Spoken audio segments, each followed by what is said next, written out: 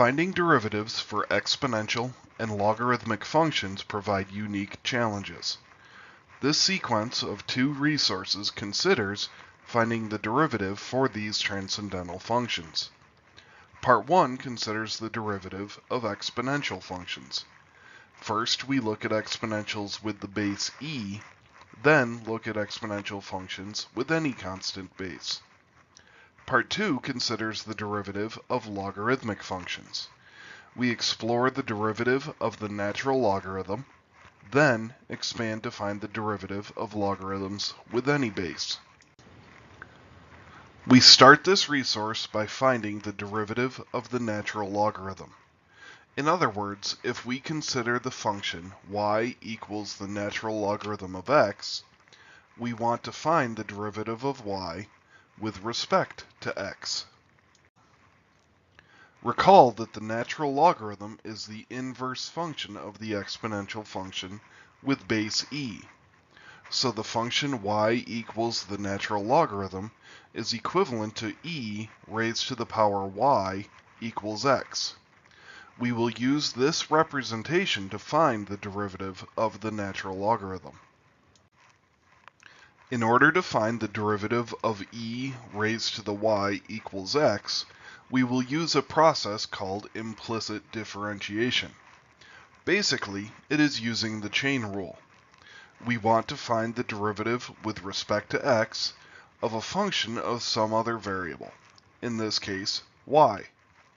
This derivative is equal to the derivative of the function multiplied by the derivative of y with respect to x.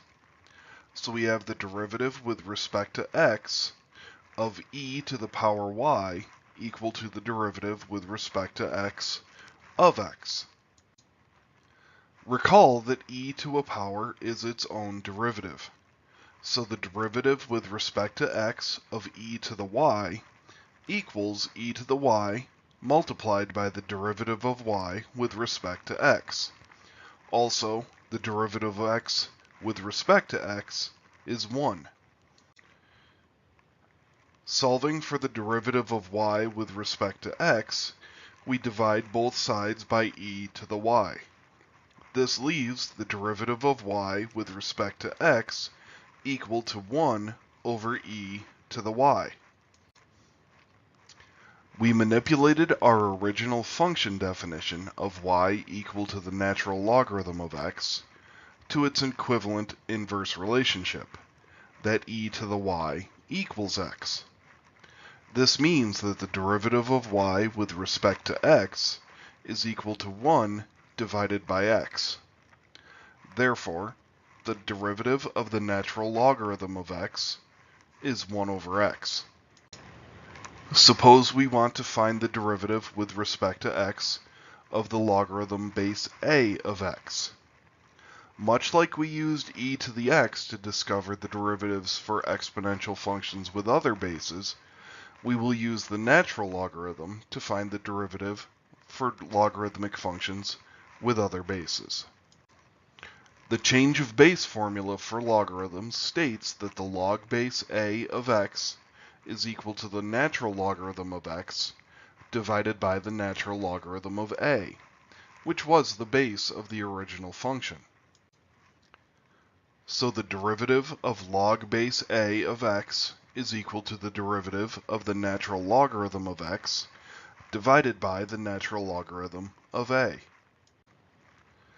Because a is a constant, the derivative of the natural logarithm of x divided by the natural logarithm of a is equal to 1 over the natural logarithm of a multiplied by the derivative of the natural logarithm of x. The derivative of the natural logarithm of x is 1 over x. So we have 1 over the natural logarithm of a multiplied by 1 over x.